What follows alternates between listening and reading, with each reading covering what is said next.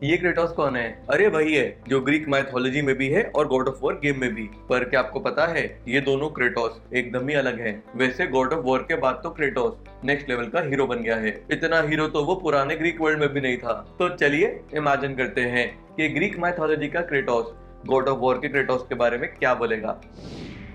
God of war वालों, love you. तुमने मेरा नाम वर्ल्ड फेमस कर दिया, लेकिन यार तुमने मेरे किस्से और कहानी को एकदम ही बदल दिया। लोग अब मुझे गॉड ऑफ वॉर से ज्यादा जोड़ते हैं और ग्रीक माइथोलॉजी से कम। इनफैक्ट ग्रीक गॉड भी मुझसे ज्यादा गेम वाले क्रेटोस को रियल मानने लगे हैं और जो तुम मुझसे गेम में करवाते हो उसका गुस्सा वो मुझ पे निकालते हैं। वैसे ये तो आयरॉनिकल बात हो गई, गॉड ऑफ वॉर ने मुझे पहचान भी दी और मेरी पहचान ले भी ली। एनीवेज, मुझे पता है गॉड ऑफ वॉर वालों, तुम्हारा कहना है कि तुम्हें मेरे बारे में कुछ नहीं पता था और उसके बावजूद तुमने अपने कैरेक्टर का नाम क्रेटोस रख दिया। कोई माने ना माने, मैं तुम्हारी ये बात नहीं मानता, क्योंकि मेरा reference first time 7th century BCE में है, हेसियोड की थियोगनी में। अब इतनी रिसर्च तो हर कोई करता है, इसलिए मेरे लिए तो तुमने ये कैरेक्टर मुझसे इंस्पायर होकर बनाया है। पर घबराओ मत, मैं तुमसे रॉयल्टी नहीं लूंगा। यार मैं एक बात तो पूछना भूल ही गया, ये तुम्हारे क्रेटोस की लाइफ इतनी ट्रैजिक क्यों थी? असल में मेरी तो नहीं थी। अच्छा मैं समझ गया, तुम्हारे क्रेटोस की लाइफ ट्रैजिक इसलिए थी क्योंकि वो जूस का बेटा था।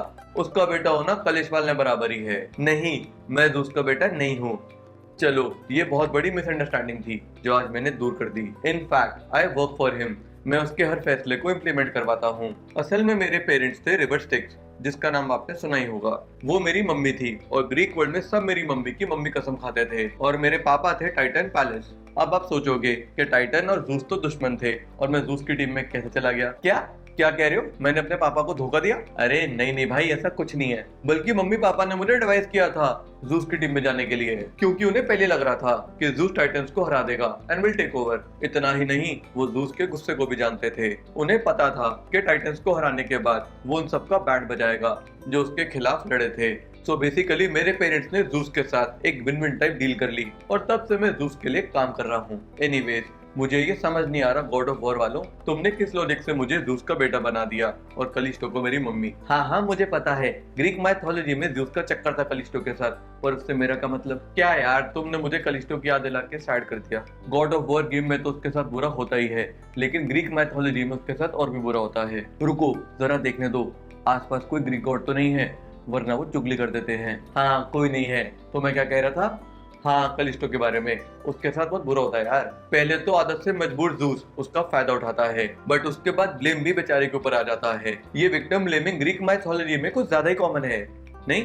एनीवेज, कलिस्टो गॉडेस आर्टेमिस की फॉलोअर होती है, द गॉडेस जो लड़कों को कुछ खास पसंद नहीं करती एंड उनका फॉलोअर बनने के लिए आपको चेस्ट होना पड़ता है। बट ड्यू टू ज़ूस वो चेस्ट नहीं रह पाती एंड गॉडेस आर्टेमिस उसे पनिश करती है bye turning her into a भालू। ये ग्रीक गॉड्स को ज्यादा क्रेजी नहीं कर देते? खैर, कुछ लोगों का मानना है कि ज़ूस की वाइफ हेरा ने उसे भालू बनाया, बट मोटी मोटी बात यह है कि विक्टिम को पनिश किया गया। तुम्हारी गॉड ऑफ वॉर में वो भालू नहीं मॉन्स्टर बनती है, बट मैंने अभी रियलाइज किया कि वहाँ पे भी रीजन ज़ूस ही होता है। मैं ज़ूस के लिए काम तो करता हूँ, पर मानता हूँ कि वो एक नंबर का लड़कीबाज है। वैसे एक बात बताओ गॉड ऑफ वॉर वालों, तुमने अपने क्रेटोस को भाई बहन क्यों नहीं दिए?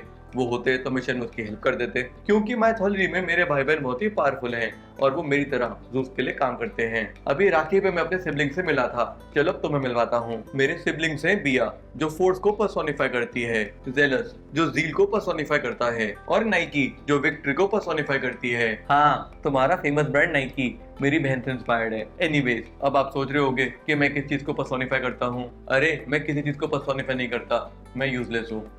जस्ट किडिंग, मैं क्रेटोस स्ट्रेंथ को पर्सोनिफाई करता हूँ और क्रेटोस वर्ड का मतलब ही स्ट्रेंथ होता है। देखा मैं तुम्हें कैसे हम भाई बहन कॉन्सेप्ट्स को पर्सोनिफाई करते हैं। एक बात और, गॉड ऑफ वॉर में मुझे डेमीगॉड दिखाया है, पर असल में मैं कोई डेमीगॉड नहीं हूँ, मैं डेमॉन हूँ।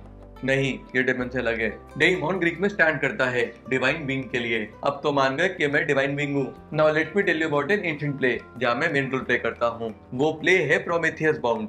ये उसी प्रोमेथियस के बारे में है जो एक टाइटन था और जूस के मना करने पर भी उसने इंसानों को फायर दी थी। पता है, juice was really angry with him. मुझे लगता है जूस को इतना गुस्सा इसलिए आया क्योंकि प्रोमेथियस उसका अच्छा दोस्त था। अब दोस्ती में धोखा किसे अच्छा लगता है, इसलिए ज़ूस उसे पेनफुल पनिशमेंट देता है। सही में यार बहुत पेनफुल थी, उसके बारे में सोच के भी डर लगता है। उस पनिशमेंट में प्रोमेथियस को रॉक से बांधा जाता है विद अनब्रेकेबल चेन्स, और उसके बाद ज़ूस का भेजा ईगल प्रोमेथियस का लिवर खाता है।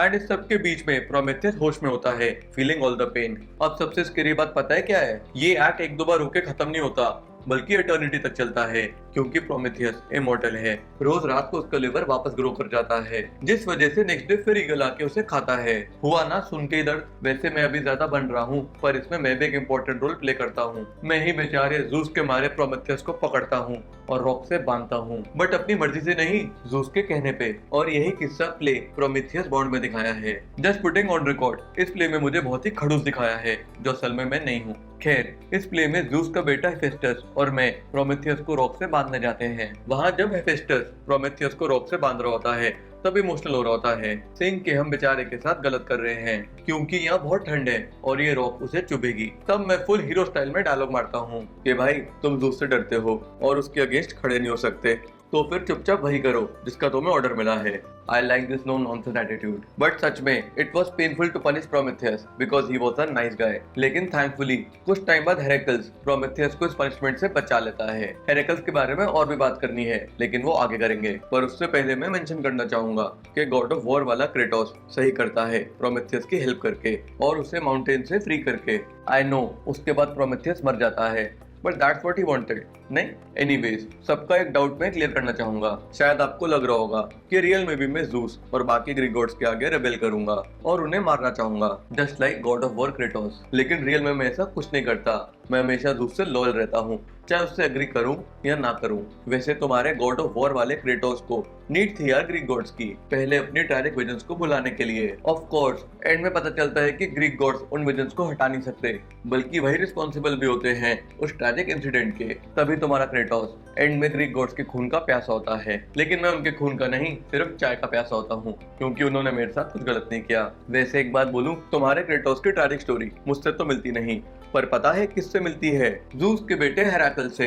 हाँ, कुछ चीजें तो काफी सिमिलर हैं तुम्हारे क्रेटोस और हेराकल्स की स्टोरी में, जैसे दोनों ही स्ट्रॉन्ग और पावरफुल ट्रैजिक हीरोज हैं। दोनों को ही गॉड्स ट्रिक करते हैं अपनी खुद की फैमिली को मारने के लिए, और दोनों फिट ऑफ रेज में अपनी अपनी फैमिली को मार देते हैं। ट्रॉमेटिक है। तो हेराकल्स को ज़ूस की वाइफ हेरा पागल कर देती है जब वो उसे अपनी फैमिली के साथ हैप्पी देखती है, क्योंकि हेराकल्स ज़ूस का बेटा होता है from a woman outside marriage. ये ज़ूस अपनी हरकतों से कभी बात नहीं आएगा, इसलिए हेरा हमेशा हेराकलिस को हेट करती थी। एंड फाइनली वो उससे खुद के बीवी बच्चों को मरवा देती है, जो कि डेथ से भी बुरा होता है। एनीवेज, गॉड ऑफ वॉर में भी क्रेटोस अपनी फैमिली को मार देता है, लेकिन वो हेरा की वजह से नहीं, बल्कि एरिस की वजह से उन्हें मारता है। फैमिली को वैल्यू नहीं करते ये ग्रीक गॉड्स। बट पता है एरिस उससे उसकी फैमिली को क्यों मरवाता है? नहीं, उससे रिवेंज लेने के लिए नहीं, बल्कि इसलिए क्योंकि वो क्रेटोस को ग्रेट बनाना चाहता था, और एरिस को लगा उसकी फैमिली उसके लिए डिस्ट्रैक्शन बन जाएगी। एरिस भाई मेंटल हो क्या आप? खैर, इसलिए गॉड ऑफ वॉर वाला क्रेटोस सारे ओलंपियंस को चुन चुन के मारता है, और मेरे हिसाब से ठीक ही करता है।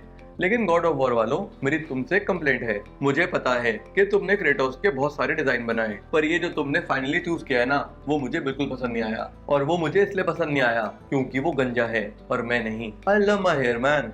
फालतू में मुझे गंजू पटेल नहीं दिखाना चाहिए था। एनीवेज, ग्रीक गॉड्स को मार के तुम्हारा गॉड ऑफ वॉर का क्रेटोस नॉर्स गॉड्स के साथ अपनी कहानी आगे बढ़ाता है। भाई जाके थॉर से लड़ता है। पर अब तक आप समझदार लोग समझ ही गए होंगे कि रियल में मेरा नॉर्स गॉड से कोई वास्ता नहीं है। तो मैथोलॉजी लवर्स, मेरे हिसाब से तो real Kratos God of war वाले क्रेटोस के बारे में कुछ ऐसा कहेगा। आपको कौन सा क्रेटोस ज्यादा पसंद है? नीचे कॉमेंट करके बताना, और जाते जाते लाइक और सब्सक्राइब भी करते जाना, वरना क्रेटोस की तरह आप भी गंजे हो जाओगे।